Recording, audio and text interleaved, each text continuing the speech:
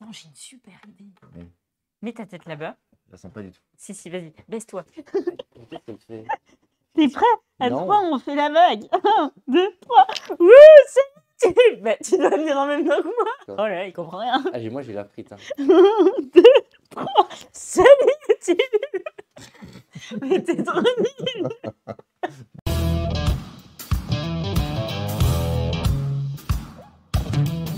Bon bah désolé pour les gens qui partent parce que c'est lamentable. Nous sommes lamentables. Ça s'appelle avoir la tête dans le cul, Blandine. Oui, c'est vrai. J'ai pas pensé à ça. Je vous jure que ce live ça va être dur. Donc, premier jeu dont on va parler, jeu un peu spécial. Ah si.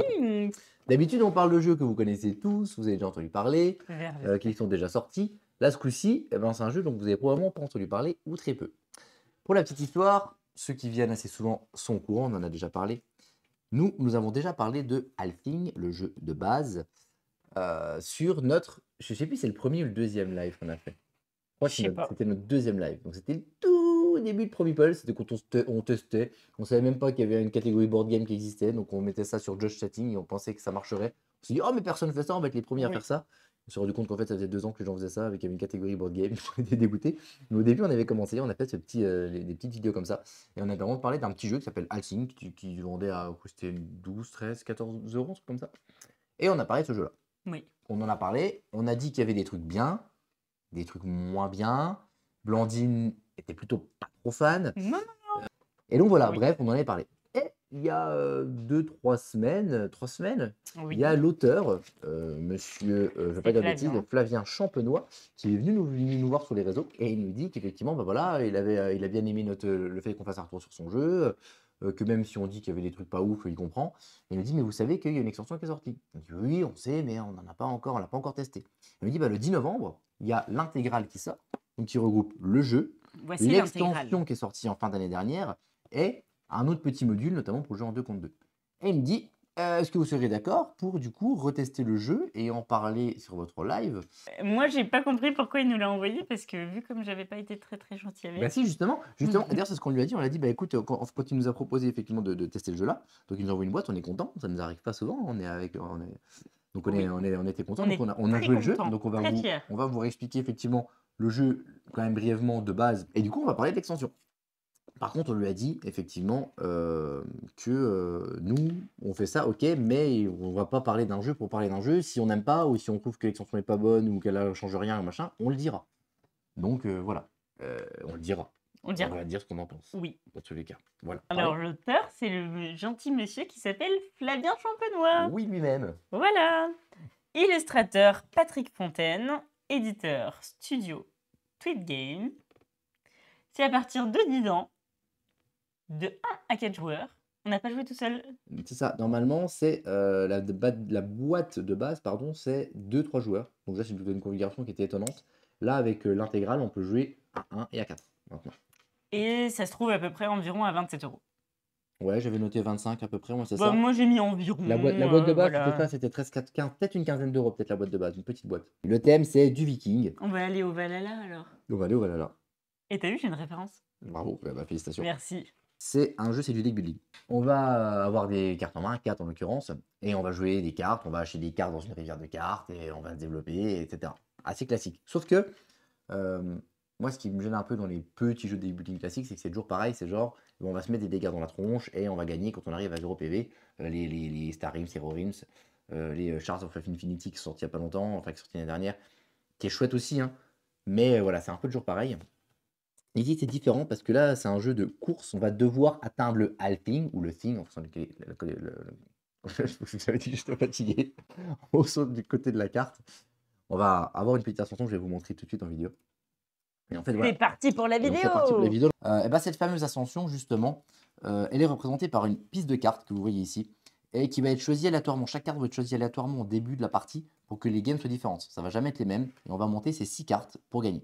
Chaque joueur va commencer avec le même deck de départ, 6 cartes, et 3 cartes troll, dont on parlera un petit peu après. Et on va piocher 4 cartes pour commencer la partie. On joue à tour de rôle, et chacun son tour. Les joueurs peuvent faire différentes actions, autant de fois qu'ils veulent, autant de fois qu'ils peuvent, et dans l'ordre qu'ils veulent. Une action, c'est forcément jouer une carte. Mais cette action, elle sera différente en fonction de comment on va utiliser cette carte. Première possibilité, c'est justement recruter des cartes dans l'assemblée de Vikings. L'assemblée, c'est les rivières, donc c'est assez classique. Si vous voulez, on va en haut à droite, on a vu la petite valeur en pépite d'or, c'est la valeur de la carte qu'on va acheter. Et en bas à gauche, on a vu les ressources qu'on va utiliser pour acheter ces cartes. En l'occurrence, là, on va utiliser des pépites d'or pour acheter des cartes qui ont une valeur en haut à droite, des pépites d'or. On est dans quelque chose de très classique. La deuxième action possible, on voit la rivière de cartes en bas là. La deuxième action possible, c'est on peut utiliser les autres ressources de cette carte, notamment les bois et les ossements qu'on voit ici, pour franchir une étape sur la fameuse piste épopée. Chacune des cartes de la piste ascension, elles ont des coûts différents en pépites, en bois et en ossements. Donc là, on voit prendre qu'on augmente sur cette piste parce qu'il a eu 3 ossements et 2 bois. Troisième action possible, on peut utiliser une capacité qu'on va retrouver en haut à gauche, qu'on voit ici. Et en fonction de la couleur du symbole, on ne va pas faire les mêmes choses. Les symboles rouges permettent d'attaquer, les symboles bleus nous permettent de nous défendre, et les symboles verts nous permettent de créer certains événements au moment où on va le jouer. On parle du jeu de base, on ne parle pas de l'extension. Les fameuses attaques, ça va être par exemple, on a parlé des cartes trolls tout à l'heure, on va mettre une carte troll, c'est l'exemple qu'on a vu sur la vidéo. Nos 3 trolls qu'on a ici, on va pouvoir en mettre un sur le deck face cachée de l'adversaire, au-dessus de son deck, ce qui veut dire que la prochaine carte qu'il va piocher quand il piochera son deck, il va piocher cette carte troll qui est une carte poubelle qui lui sert à rien. La seule manière de se débarrasser de cette carte, c'est d'utiliser une carte des trolls, donc symbole bleu, ou alors, quand je joue la carte troll, de la jouer immédiatement en disant non, je te contre. On va pouvoir utiliser une carte H qui va permettre de piocher une carte de l'adversaire et la jouer pour soi, ou alors on joue la carte de bouclier en mode non, je me défends. On va pouvoir aussi utiliser une action tempête, et donc là on va mettre la troisième carte troll qu'on a devant nous, on va la mettre devant l'adversaire, et l'adversaire, le tour d'après, ne pourra ni recruter, ni avancer sur l'épopée. Ou alors, on fait un symbole boutant pour se protéger, et du coup pas avoir la tempête. Donc on est vraiment sur quelque chose où, ou alors on achète les cartes, ou alors on monte, ce qui est l'objectif de la partie, ou alors on s'attaque. Et c'est un jeu où on s'attaque, on s'emmerde, on s'embête, on pourrit le deck de l'autre en mettant les trolls, on l'empêche de jouer au tour d'après. Et c'est ça le côté fun du jeu, c'est ça le côté rigolo, c'est ça qui est le petit twist du jeu en plus de cette fameuse ascension. Et c'est ça, Blandine, parle-nous-en avant qu'on parle de l'extension. En fait. je te jure Alors, que quand je l'ai expliqué, je me suis dit, ils vont dire ça. Avant de parler des ajouts qu'il y a eu dans ces extensions, donc ça c'était le truc de base, on en parle rapidement parce qu'on en a déjà parlé. Blandine a justement, je crois, pas aimé du tout, en tout cas la première fois. Tu vas nous dire ce que tu en as pensé pour les deuxièmes games avec l'extension. oui, Parce que justement, on s'attaque tout le temps et toi t'aimes pas. c'est ça. C'est un des jeux où vraiment, mais vraiment, c'était un calvaire complet. C'est-à-dire qu'on jouait en plein été avec Marius et 3 soirs de suite, j'ai préféré aller me coucher plutôt que de jouer. Et nous, avec Marius, on se régalait parce qu'on s'envoyait des. En fait, tu t'envoies des bains tout le temps. Donc c'était un calvaire pour moi ce jeu cet été. J'étais plutôt sceptique le fait de recevoir une nouvelle boîte parce que sur le papier, c'est quelque chose voilà, que j'ai pas du tout aimé et certes, j'ai pu reconnaître que c'était un jeu qui avait des problématiques et des choses à soulever où des extensions étaient probablement très importantes. J'avais cette lucidité-là, mais je n'avais pas forcément envie de la tester.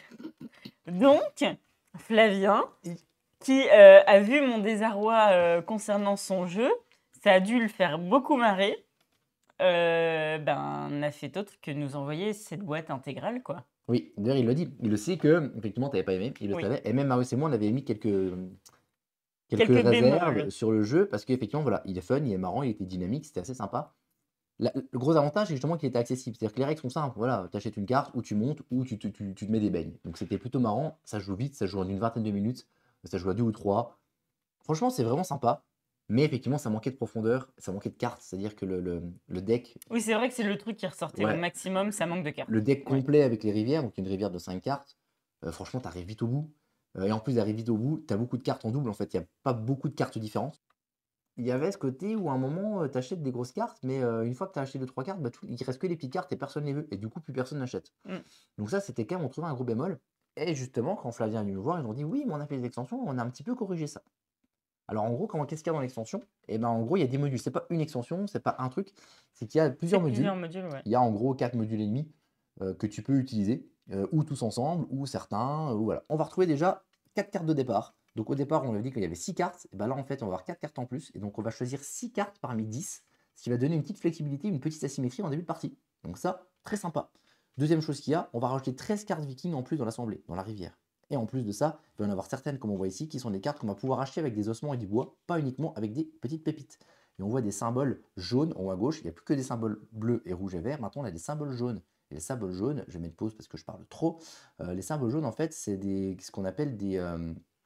je vais reculer un peu, hop, c'est en fait des symboles providence, pardon, qui vont donner plein de bonus différents. Les symboles providence vont nous permettre de refaire sa main complètement, par exemple, vont nous permettre de réserver une carte pour le tour d'après.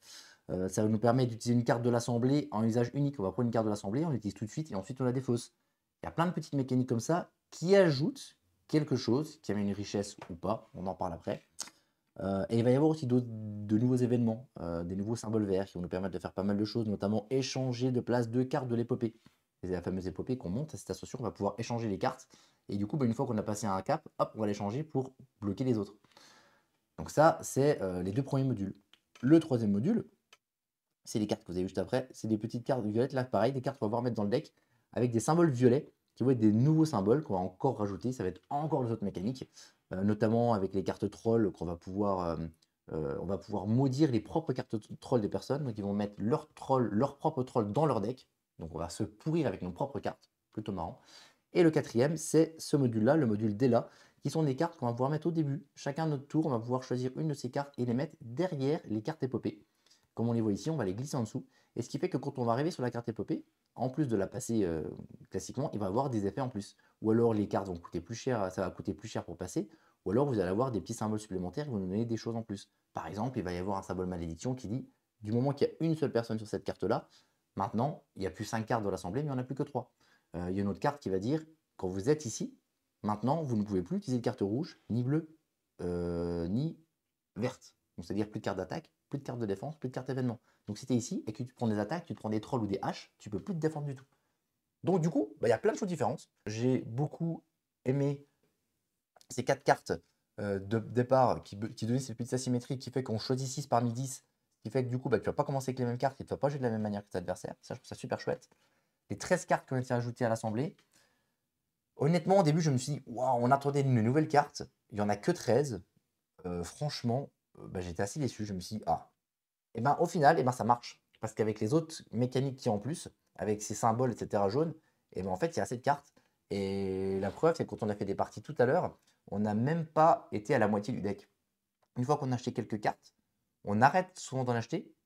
Pas parce qu'elles sont plus bien, parce qu'on a suffisamment de cartes pour déjà faire pas mal de synergie et faire pas mal de choses. Donc ce défaut-là est vraiment corrigé. Donc du coup, plein de symboles, plein de mécaniques en plus, des choses qui changent pour l'épopée pour rendre les ascensions plus intéressantes, les symboles jaunes à mettre des mécaniques plus intéressantes, les événements, le fait de pouvoir inverser les cartes, c'est vraiment cool. Les défauts sont corrigés. Mais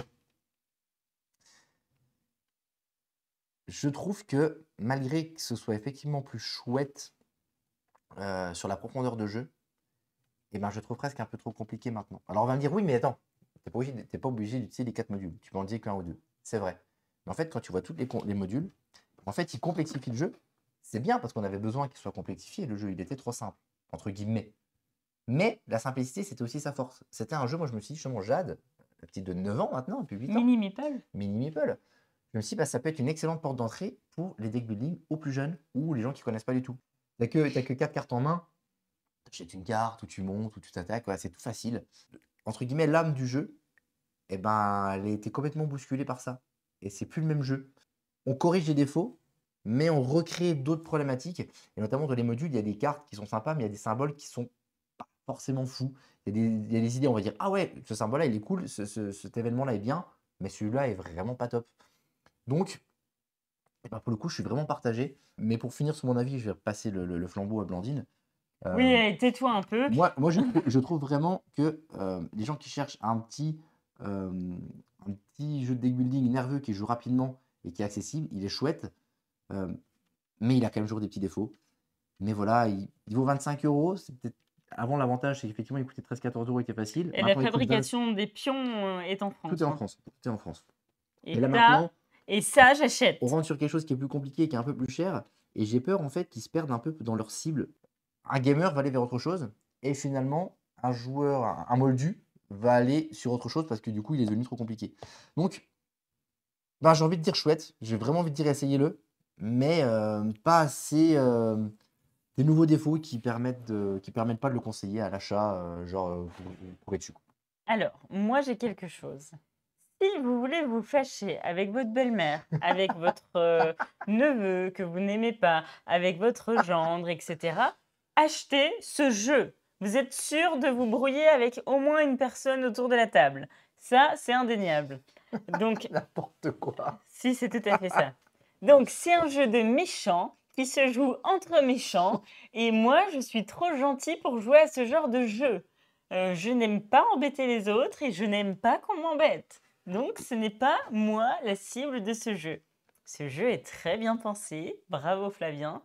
Mais on ne touche pas les gens gentils avec ça. Ça va pas du tout. Donc d'accord, t'aimes pas qu'on se tape dessus, on le savait déjà. Donc ça, ton avis sur le premier n'a pas changé par rapport au deuxième. Non. Clairement pas. Mais Et est-ce les que extensions, c'est pire. On est encore plus méchants. Le jeu a été très compliqué pour moi parce que j'aime pas taper sur les gens et c'est pas mon Je truc. sais pas que t'aimes pas taper sur les gens, c'est que t'aimes pas qu'on te tape dessus. Dès qu'on t'attaque, ça t'énerve. J'aime pas les deux.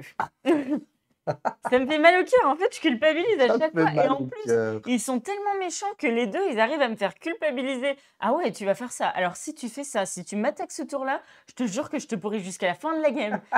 Tu vois comme ils sont Oui, sympas? mais c'est ça le fun du jeu. Pour le coup, c'est vraiment ça le fun du jeu, je trouve, quoi. C'est genre, t'es sûr que tu m'attaques, t'es sûr que tu me fais une tempête là. Parce que si je te contre, derrière, je te jure, je te fume, je te fous du troll et du troll. Ah ouais, je l'y vais, ok. C'est fantastique. Non, non, c'est Ça, abominable. c'est le Moi, point fort du jeu, moi, je vraiment. sais pas, mais offrez des paillettes, je sais pas, des licornes, des trucs plus gentils. Faites l'amour, pas la guerre. À un moment donné, quand même, faut arrêter. Moi, ça me fait trop mal au cœur. J'étais toute chamboulée, le fait de jouer à Helsing, quoi. Ça va pas, ça. Ça chante Si pas vous des- voulez vous disputer avec quelqu'un pendant ces fêtes de fin d'année, offrez la boîte collector. Moi, je vous conseille. C'est du 100% français et ça, on achète. Et clairement, on peut dire que les Vikings sont beaux. On a Patrick Fontaine qui a fait un super travail d'illustration. On a Oui, du chouette, des du beau. petits Vikings aussi qui sont très jolis.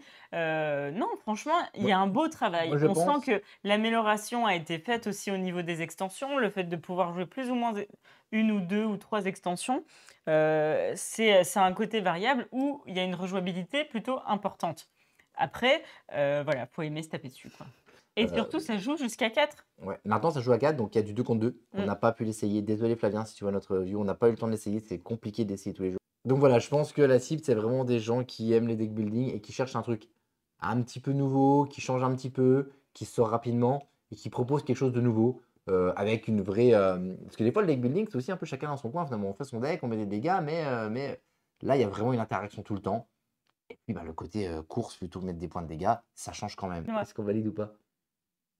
Toi, tu peux pas. On ne valide pas. Moi, je le valide parce qu'il propose vraiment quelque chose. Et ben, tu trouves pas, tu trouves ça nulle part en fait, cette petite idée. Moi qui aime les deck building, je trouve ça nulle part ailleurs. Donc bien sûr que moi je le valide, même si Blandine ne le valide. Et toi, Allez, c'est pas c'est ton bon. truc. Suivant. Et le prochain, il faut avoir l'oreille fine. Trax, j'ai pas fait de vidéo parce qu'il y a vraiment pas grand chose à dire en termes d'explication de règles. Il y a rien en termes de règles. Trax est un jeu qui était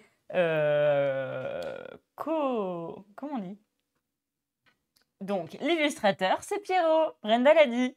Et les auteurs sont Juan Rodriguez et Christian Rubiela. Donc, l'éditeur, c'est Kif Édition. Et c'est un jeu qui se joue à partir de 12 ans, de 1 à 6 personnes. Et il est environ à peu près à 32 euros. C'est un mélange entre les jeux d'enquête et micro-macro. On est sur une grosse carte où on va avoir des énigmes. Sauf que là, effectivement, ce n'est pas de la recherche avec des petites cartes et des petits bonhommes à suivre. Ça va être une enquête sonore. Le truc, c'est que déjà, avant d'approfondir un peu ça, Blandine dit que c'est un jeu qui joue à 1 à 6. Pour le coup, c'est un des avantages que je trouve par rapport à d'autres jeux dans le genre. C'est que souvent, les jeux d'enquête, machin, etc., ou même les micro-macros, bah, quand t'es trop nombreux, je trouve ça pas forcément fun. Ici, à nombreux, bah, c'est quand même assez cool. Parce que tu vas réécouter la bande, tu vas t'y mettre à plusieurs, et la bande sonore, on va pas tous entendre la même chose. Donc, réécouter la bande au fur et à mesure, bah, ça peut être intéressant. Donc, ça peut être intéressant d'être nombreux. Donc, ce jeu-là peut se jouer à nombreux par rapport aux autres. Moi, je trouve que c'est un des premiers avantages qu'il y a. On va juste vous sortir la carte qu'on va vous montrer. Vous avez une carte d'une ville, une ville imaginaire qui s'appelle Siren Bay. Ce que je trouve assez cool, c'est ils ont mis un faux truc touristique et tout pour apprendre à connaître la ville. C'est assez marrant. Oups là. Et donc voilà, on va avoir. Il y a les enquêtes. Oups là. En gros, c'est un mélange entre micro, macro et Ecos, quoi. Il va y avoir 15 enquêtes différentes. En fait, il y a des gens qui disparaissent, par exemple, et il y a la personne, elle s'est fait kidnapper, elle a laissé son téléphone allumé pendant qu'elle s'est fait kidnapper, et on a un enregistrement du téléphone. Et ben la personne qui l'a kidnappé, qui l'a foutu, je sais pas, dans le coffre, et ben la voiture qui va avancer, on va entendre des mouettes. Ah, le balai il est passé à côté de la plage. On va entendre des cours d'école, une église, des travaux, un avion. En fonction des sons qu'on va entendre, on va imaginer où sont passées les voitures. Et du coup, l'idée, c'est de voir la bande son en général, elle dure quoi? 1, 2, 3 minutes. Et en fonction de la bande son, eh ben, on va essayer de retrouver d'où ils sont partis et surtout où ils sont arrivés. Et si on arrive à deviner où ils sont arrivés en entendant les sons du déplacement de la voiture ou du vélo ou n'importe quoi, eh ben, l'idée c'est d'envoyer les flics à l'endroit là. On dit, ah, on a compris, à mon avis, avec ce qu'on a entendu, je pense que les ravisseurs sont à tel endroit de la carte.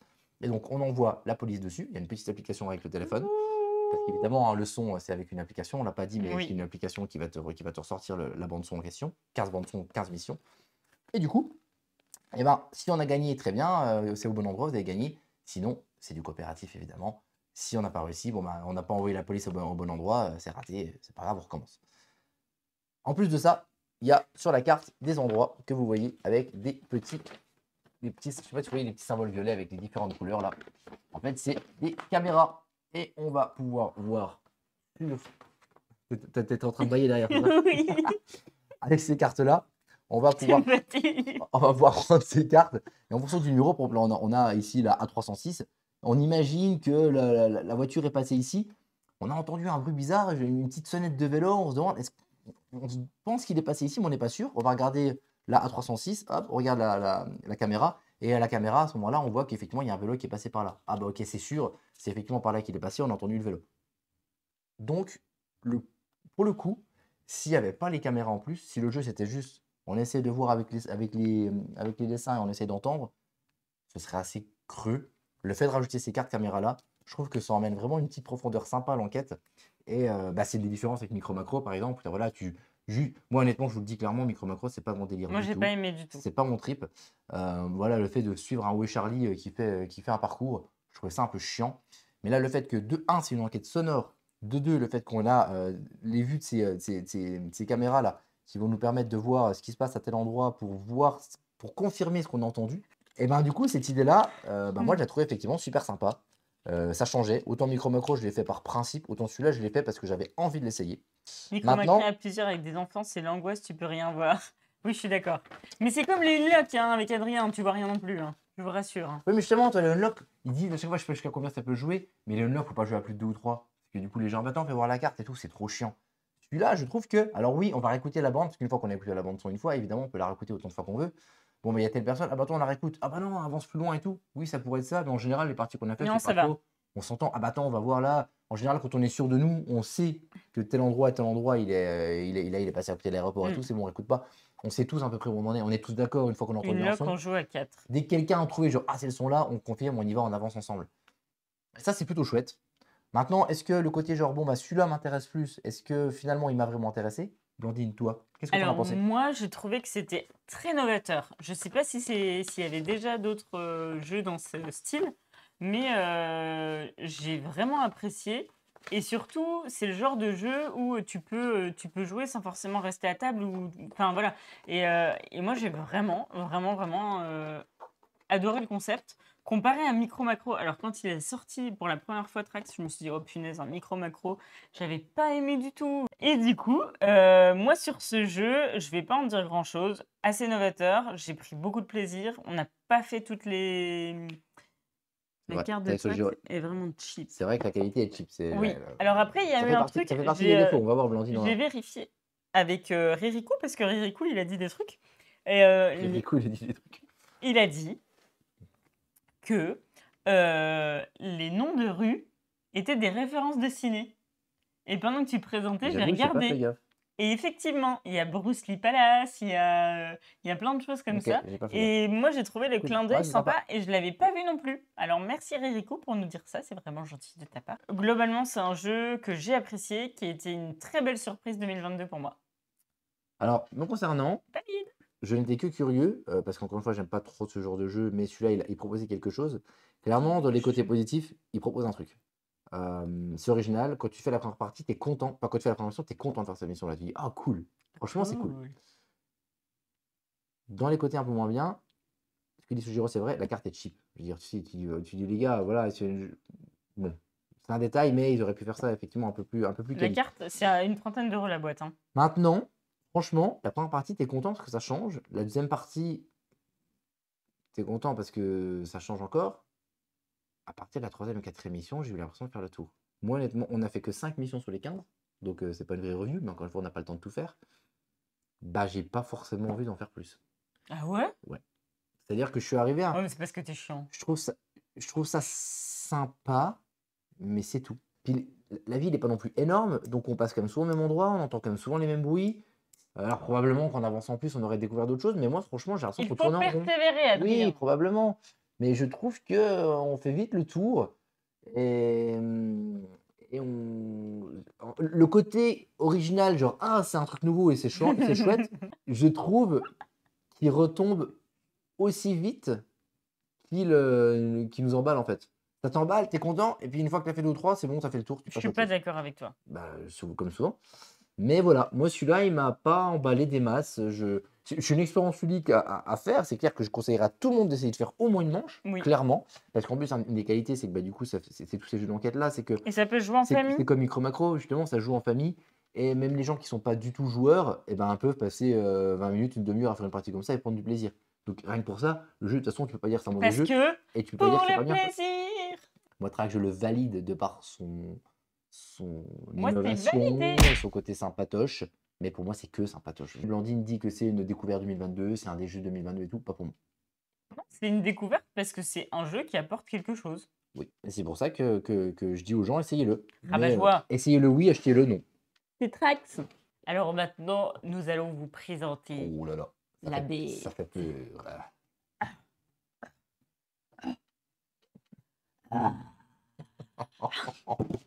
J'ai bien fait la baie. C'est la grosse baie. C'est la grosse bête du La Gévaudan. bête du Gévaudan. Alors celui-là, moi, c'est je suis un reviewer qui me suis fait influencer par des reviewers. C'est un jeu que Ouh, il est nul. les gens disaient que c'était un jeu, ça faisait longtemps qu'ils l'attendaient, ça faisait un moment qu'on en parlait, etc. Moi, j'avoue que j'étais vraiment passé à côté. Et c'est un jeu où, en plus, même le visuel, même si la boîte est très belle, attention, elle est belle. Non, là, on parler de peut pas l'esthétique. dire. Esthétiquement, c'est une tuerie. Hein. Anne et Seb, les illustrateurs, ont fait un boulot de dingo mental. Magnifique et tout, mais c'est pas un esthétique. On voit l'anneau. C'est pas un esthétique qui Qui t'attire. qui m'attire pour du jeu, en fait. Donc, le thème, l'esthétique, enfin, ouais, il y avait rien qui m'emballait. Et puis, c'est vrai que j'ai entendu pas mal de personnes en parler, dire ah, mais quand même, la bête, quand même, la bête, quand même, la bête. Je me suis dit, bon, bah, quand même. Mais je la Donc, connais. je récupère, je regarde, j'ouvre la boîte et je lis les règles. Oh, cool, les règles. 4 pages de règles, ça se lit facilement, il n'y a pas grand-chose, trop cool. Anne et Seb. J'ouvre le jeu, je vois que le jeu est plutôt beau. Je vois qu'effectivement, c'est assez facile. C'est du semi-coop, donc c'est du 1 contre tous. Ça fait plein de petits éléments. Je me suis dit, cool, le 1 contre tous, on n'en voit pas souvent. Ça peut être très marrant, comme pas du tout si c'est raté. Donc je me suis dit, mais il faut que j'essaie. On a essayé la bête pour ça. Moi, j'aime pas le coop. Par contre, le 1 contre tous, donc on est en coop, on essaie de péter la gueule à quelqu'un, ça j'aime bien. L'auteur, c'est Charlec. L'illustrateur, c'est Anne et Seb. L'éditeur, Multivers. C'est à partir de 10 ans, de 2 à 5 joueurs, et les parties durent de 30 minutes à 1 heure. 1 heure. Ben, c'est ce qu'ils disent, ouais. Ben, sur la boîte, c'est écrit 1 heure, et c'est 1 heure. Et on le trouve à peu près aux alentours de 40 euros. Il n'y a pas beaucoup de choses, entre guillemets, dans la boîte, mais ce qu'il y a, c'est beau, c'est du beau matos, c'est travaillé, c'est chouette. Oui. Et au niveau du prix, franchement, pour moi, il n'y a rien à dire. 1 heure à 3 heures. Alors, justement, D'accord. ouais, mais c'est un jeu, justement, quand on va Oui, jouer on a joué avec nombreux, Adrien. Vous avez vu combien de temps il met pour présenter un jeu? les enquêteurs Et ça, vont se concerter pendant la partie, et c'est sûr que si les enquêteurs concertent pendant 30 secondes et on y va, ça va. Si les enquêteurs concertent pendant 10 minutes, bah, la partie va plutôt faire 1 heure et demie. Oui. Moi, ça me dérange pas si la partie est longue, parce que les enquêteurs se concertent longtemps et machin. Moi, même quand j'ai joué la bête et que j'attendais pendant 10 minutes, j'étais pas en mode bon, vas-y, c'est trop long, on y va. Non, je trouve ça cool, t'écoutes les gens qui se concertent et tout. Donc voilà, la durée de jeu qu'on a sorti avec des gens qui étaient moins joueurs, on dit il est chouette, mais c'est un peu trop long. C'est un truc qui est ressorti pas mal. Moi, je trouve pas du tout. Parce que justement, on est vraiment dans une immersion. vu comme il est beau, vu comme le thème est bien traité, il est immersif, donc passer 1 heure et demie à traquer ou se faire traquer, et ben, c'est pas dérangeant du tout, bien au contraire. Pour le pitch, La bête du Gévaudan. 1764, la bête du Gévaudan. On a tous entendu parler. 11 jours pas en 2022. Qu'est-ce que c'était que la bête? Le but de la bête, dans cette partie-là, ça va être de faire 25 victimes. Le but des enquêteurs, eux, ça va être de pister et identifier la bête. On va jouer sur un plateau qui représente le Gévaudan. Chaque joueur se déplaçant à travers les villages et les hameaux. Et le jeu va se passer en 12 manches maximum. Une manche représentant une saison. Donc on va jouer sur 3 années maximum. Au début de la partie, la bête va choisir une identité parmi 5 sous lesquelles elle va se cacher. Les enquêteurs, eux, ils vont jouer un personnage qui pourront chacun identifier un type de trace et d'identité pour pister la bête. Chaque manche va être divisée en 4 phases. Donc chaque saison, chaque manche va être divisée en 4 phases.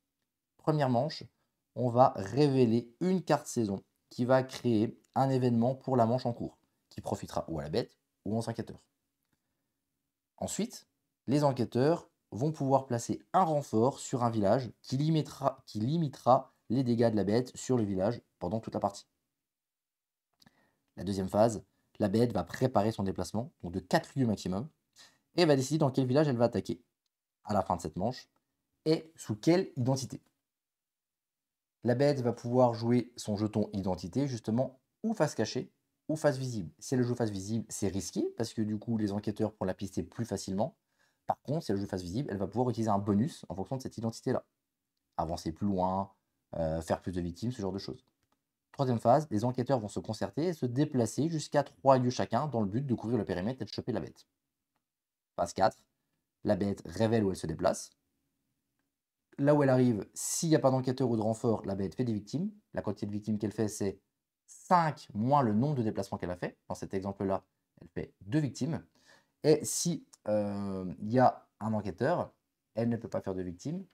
Et si l'enquêteur est la personne qui peut pister la bonne identité de la bête au moment où elle est là, ou alors elle va récupérer son champ en disant ok, je sais que tu n'es pas cette bête parce que j'ai récupéré la trace, mais je prends ton jeton, donc tu ne pourras plus t'en servir pour les manches d'après.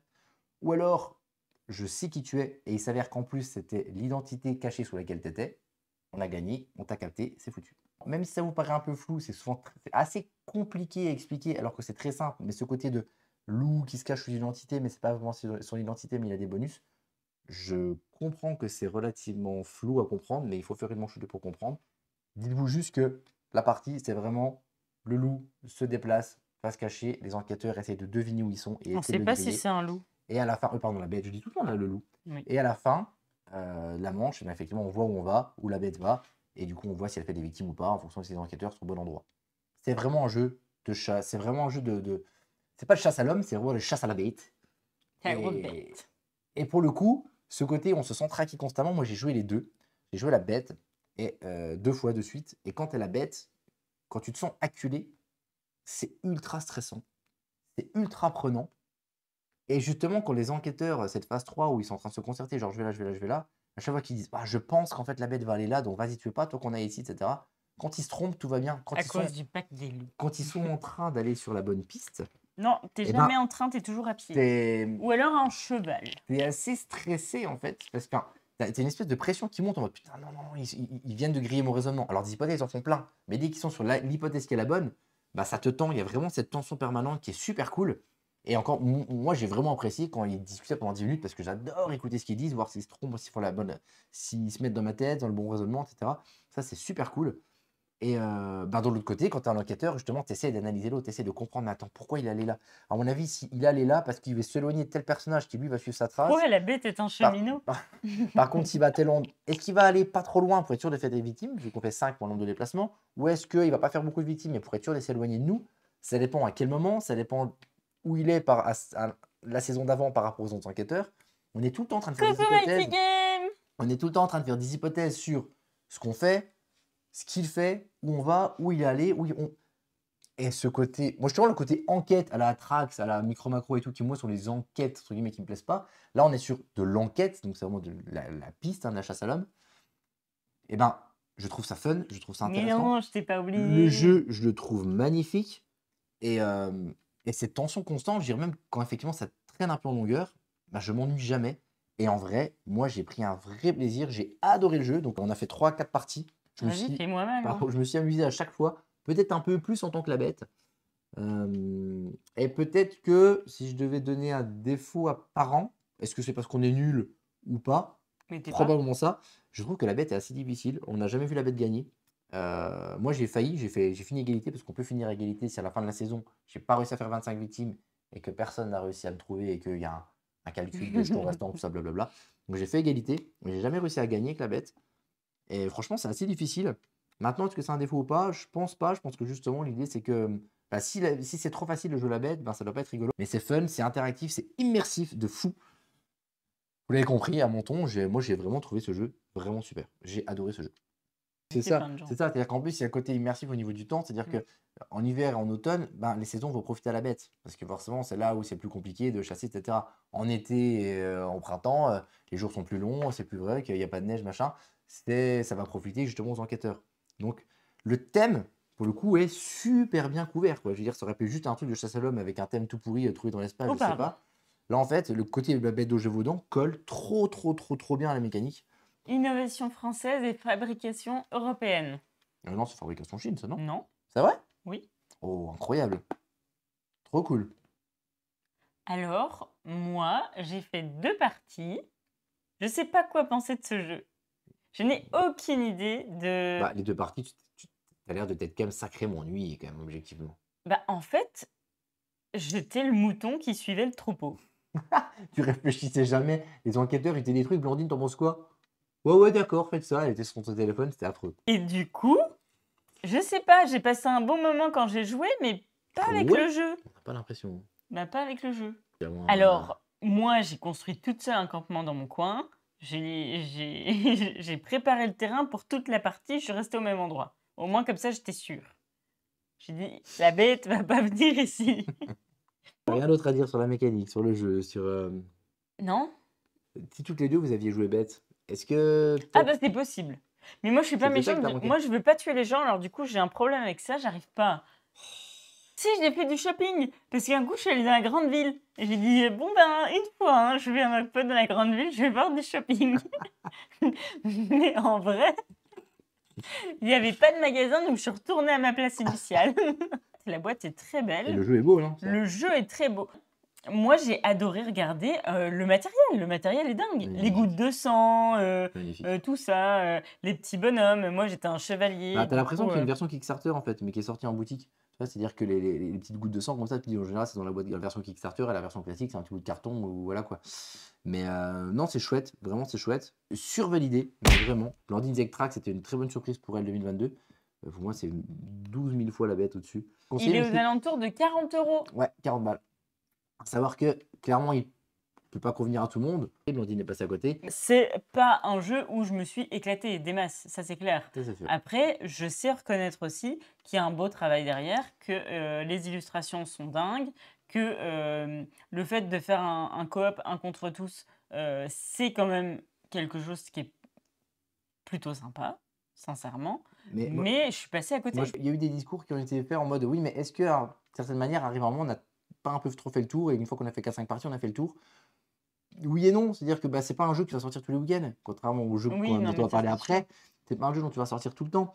Mais si c'est un jeu que tu as et que tu sors 2 fois par an, quand on a une grosse ludothèque, de toute façon on sort pas les jeux toutes les semaines, et ben c'est cool, je pense que tu es content de refaire une partie 2-3 fois par an avec des gens différents. Donc top. Et puis le côté saison amène quand même un petit truc en plus. Prochain jeu. Tu Validé, valides ou pas? validé. Moi, je 1000%. valide pas. Non, tu peux pas le valider celui-là. Je rigole. Pour son authenticité et son audace en termes de jeu, je valide timidement. Vous remarquez que depuis le début, on n'est jamais d'accord. Est-ce qu'on va être d'accord sur le prochain jeu? Suspense. C'est tout le challenge. On va vous parler de Challengers. Alors, il y en a qui étaient là la semaine dernière. Ils ont dit, Challengers. sans déconner, ils nous ont fait une partie de la Challengers la semaine dernière. Oui. En plus, c'était nul. Si, on va vous en reparler. Oui, Pour plein de raisons. oui. La première, c'est que la semaine dernière, on Il est vous pas rappelle beau. qu'on devait jouer avec plein de monde, tout ça. Rappelez-vous, la soirée est annulée, tout ça, blablabla. On a quand même fait une partie à 2 pour 2 raisons. De 1, parce qu'on l'a eu en avance pour une fois, on l'a eu avant sa sortie, incroyable. Et donc, souvent, quand on vous parle des jeux, on va dire, bah voilà, le jeu là, il est bien à 3 et 4, il joue à 2, mais c'est nul à 2, donc on joue pas. Là, c'était l'occasion de tester un jeu qui, a priori, ne marche pas trop à deux. Essayez à deux, faire un live avec vous, tester ce jeu-là. Mais c'était pas une review totale, c'était pas un test, c'est pas un jeu qui est fait pour jouer à deux, ça joue de 1 à 8 2, c'est pas officiellement. foufou, hein. Le but du jeu, c'est plutôt de jouer à 4, 6, 8. C'est pas trop un jeu en nombre impair non plus. J'ai vu hier encore une revue de quelqu'un qui disait si, à deux, ça marche. Je suis pas d'accord. C'est pas un jeu à deux parce que tout l'intérêt du jeu, c'est qu'on soit autour de la table et qu'on change et qu'on affronte d'autres personnes. C'est ça le but du jeu, c'est ça tout l'essence du jeu. Donc jouer à deux n'a pour moi absolument aucun intérêt. Mais ouais, il est moche. C'est Oui. la boîte de ça. Il est Alors, vraiment très moche. parlons-en. Très très moche. Les Et il auteurs. n'y a pas que la boîte qui est moche, hein, Bah, le c'est jeu comme aussi à est moche. deux, mais tout seul. Ça donne envie Ouais, de moi voir. c'est ça. Tout seul en fait, Ah ouais, moi aussi, des céréales. J'en ai acheté des nouveaux.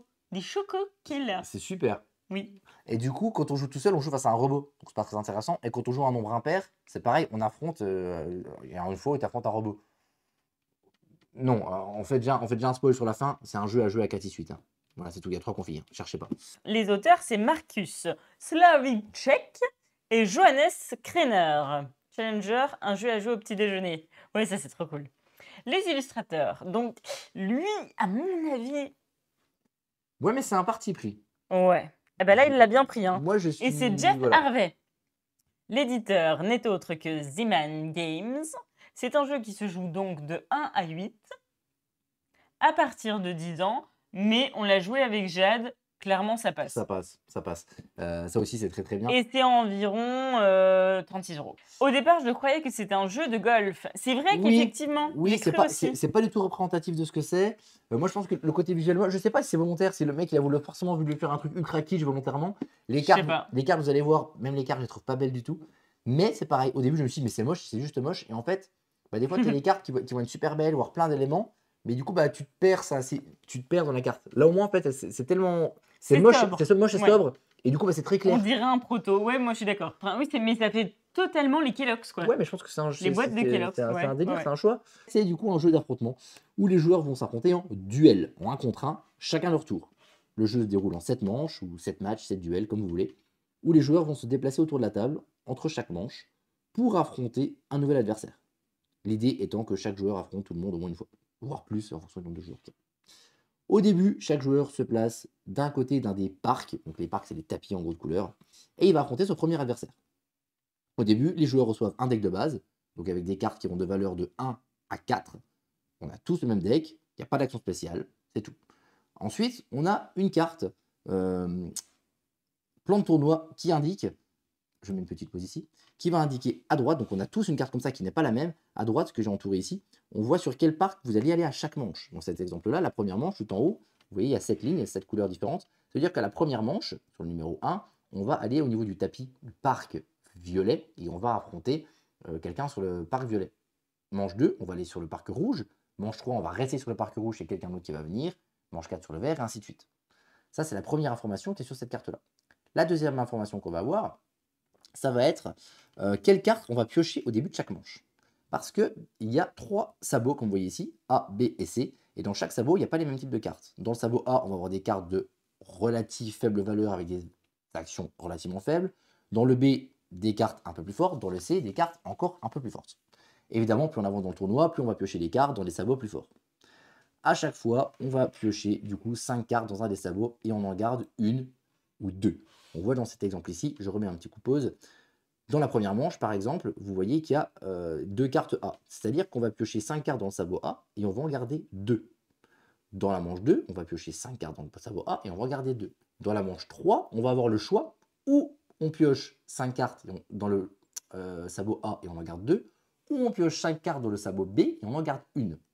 Ce qui du coup va amener un côté deck building, on va rajouter des cartes au fur et à mesure dans notre deck, et notre deck va devenir de plus en plus complet, va synergiser de plus en plus.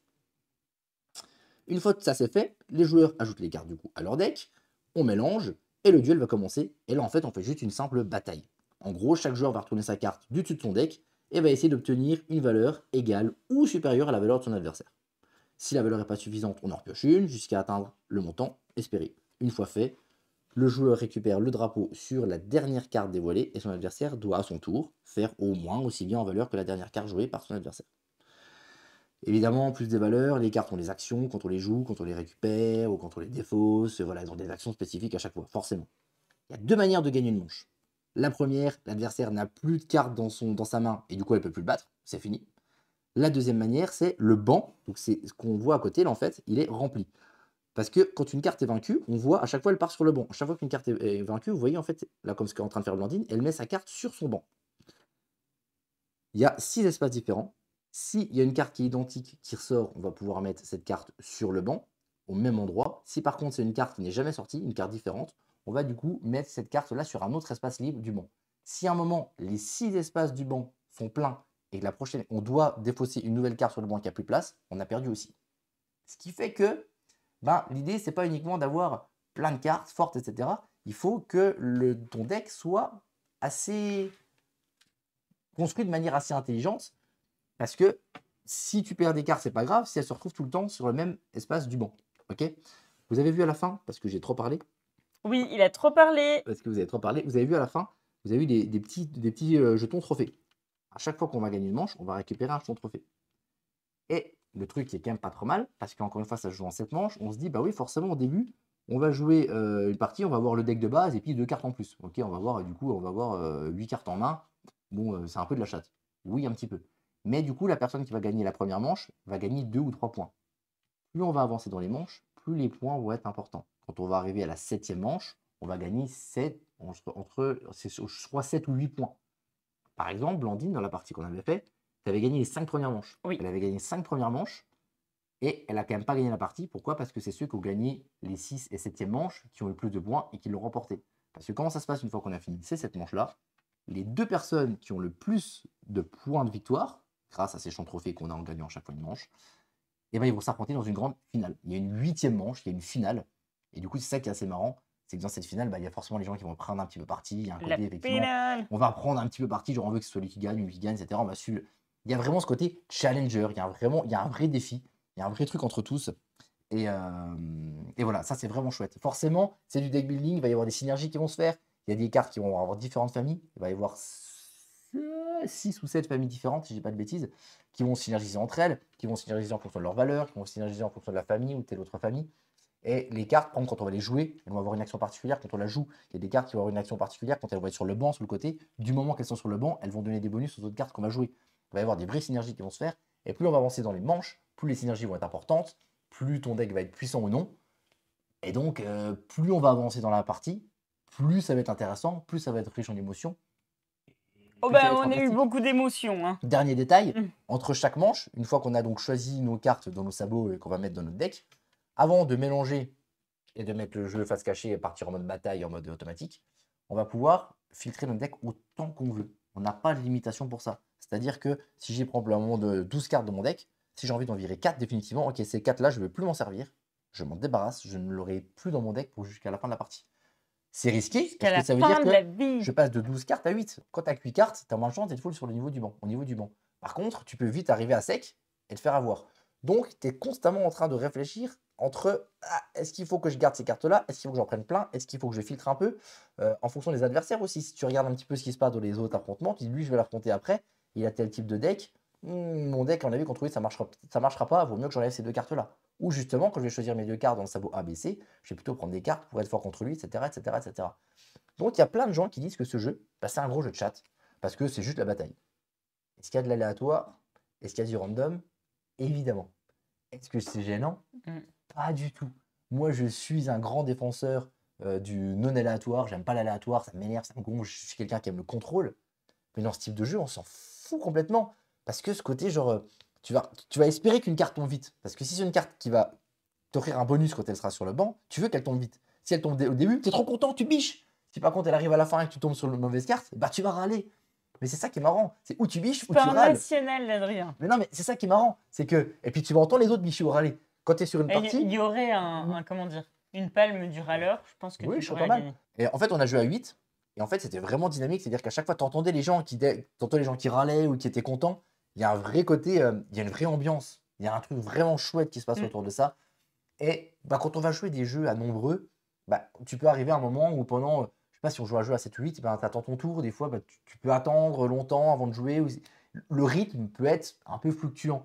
Ici, tu fais tout le temps du 1 contre 1. Donc, tu joues tout le temps. Les gens jouent ensemble. Une fois que la manche est finie, hop, on change de place. On recommence. On reprend 1 ou 2 cartes dans son deck. On choisit les cartes qu'on garde. Bam, on affronte l'autre. Ça ne s'arrête jamais. Le rythme est toujours là. Tu ne t'ennuies jamais. Et il y a ce côté affrontement, le côté on se déplace chaque fois autour de la table pour affronter quelque chose de long. Ok, moi j'ai déjà affronté Blandine, j'ai déjà affronté Marius. Vas-y, manche d'après, je vais affronter Versace 4. Marrant, elle, faut que je la fume. En plus, c'est la quatrième manche, j'ai gagné plus de points. Je peux comprendre pourquoi on passe à côté. Que il y a ce côté effectivement aléatoire qui peut gêner. Il y a ce côté au début, on fait le manche, je dis mais attends, mais c'est nul, c'est une bataille, je retourne mes cartes, je contrôle rien. Je peux comprendre, même si le contrôle, il l'est, mais il est avant, il est dans la création de ton deck, il est dans le choix des cartes que tu fais, il est dans le choix des cartes que tu gardes ou pas. Toute l'essence tactique du jeu, elle est là. Et après, bah oui, il y a un peu de random, mais c'est pas grave, parce que le jeu, il n'est pas fait pour faire du contrôle, il est là pour qu'on s'amuse, il est là pour qu'on se rigole, il est là pour qu'il y ait une ambiance, et tu peux pas dire, il y a une ambiance autour de la table, génial. On a joué avec des joueurs qui n'étaient pas des gros joueurs, c'est des gens qui aiment bien jouer tout le temps, hein, c'est pas des gens qui ne jouent jamais, c'est des gens qui jouent de temps en temps. Il n'y a pas une personne qui n'a pas aimé. Ils ont tous dit, ah bah c'est cool parce que les règles sont simples, vous avez vu, je l'ai expliqué, c'est très facile, on choisit des cartes, on fait la bataille après. Et puis même les actions, effectivement, on a dit que les cartes étaient moches, mais vu que c'est assez sobre, bah à chaque fois il y a 3 lignes maximum, on comprend assez vite ce que c'est. Bon, il y a 2-3 mots-clés à comprendre au début. Ça veut dire quoi sur le banc? Ça veut dire quoi si j'ai le drapeau, elle a perdu le drapeau? Une fois que tu as compris les 3-4 mots-clés importants, c'est parti en fait. C'est parti. Et un non-joueur, un moldu va se régaler, et un joueur va se régaler malgré le random. Parce que c'est marrant d'affronter tout le monde. Le rythme est super. Moi, c'est franchement, et d'ailleurs, je l'ai pas dit, tu peux le refaire une deuxième fois. Autant. C'est ça, tu pioches 5 fois, donc tu en choisis 2 parmi les 5 ou une. Si vraiment les cartes n'ont pas plu, tu as le droit de le refaire une deuxième fois. Tu as le droit de rejeter ces 5 là et recommencer une autre fois. Non, mais il est vraiment top. Et vraiment, tu dis au début, les premières manches, faut pas t'arrêter aux premières manches. On avait joué avec Conjoutu qui m'a dit, mais moi j'ai fait 3 manches, j'ai arrêté. Mais non, je te prie, pour continuer. C'est quand tu arrives à la 3-4 manches, à la 4e manche, que ton deck commence à ressembler à un truc avec des synergies. Et c'est là où tout commence vraiment. Le début, c'est qu'une préparation. Et c'est pour ça que justement, bah dans les premières manches, tu marques moins de points. Et c'est vachement intelligent, ça. Oh, ce rythme d'affrontement autour d'une table, c'est super. Moi, j'avais jamais vu ça avant. Quel bonheur et quel plaisir. Alors, est-ce que, Blandine, pour la première fois, pardon, j'ai beaucoup parlé, vous me connaissez, dès que je suis hypé sur un jeu, je parle trop. Ça l'a fait avec Brian Boru, ça l'a fait avec Hit. Blandine, est-ce que, enfin, depuis longtemps, ça nous a pas arrivé, est-ce qu'on va être à peu près d'accord sur un jeu? Je ne pense pas. Car pour moi, c'est le jeu de l'année. Mais non. Si. Ah ouais? C'est le jeu Sans deck. où...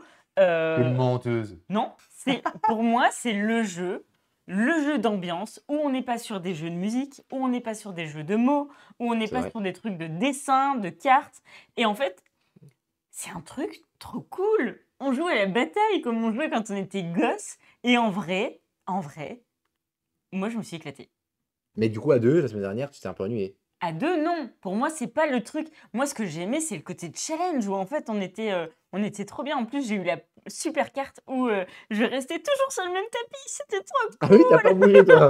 T'as pas bougé. Et en fait, sur ce truc-là, non, franchement, j'ai adoré. Et le fait d'avoir ce petit challenge, ah, mais Blandine, t'as déjà gagné 1 et tout. Punaise, t'en as dit 2, 3, 4. J'avais gagné les 4 premières et du coup, les 5 premières.